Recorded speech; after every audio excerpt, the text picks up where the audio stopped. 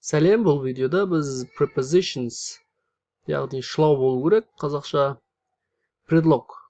Бұл айтқанда орыс тілінде prepositions, предлогтар. In ішінде, on үстінде, behind артында деген сияқты сөздерді үйренеміз. On the sofa,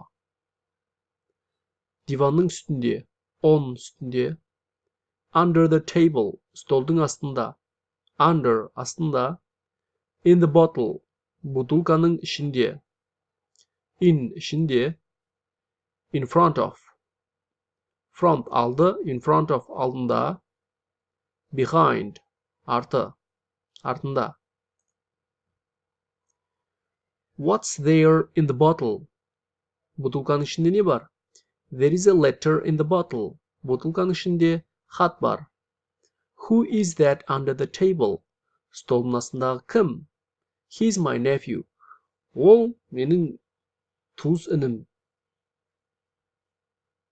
Where is your sister? Сенің сіңлің қайда? She's in the living room, sitting on the sofa.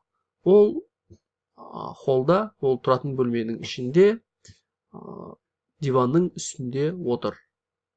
Жақсы, осымен осы видео аяқталды.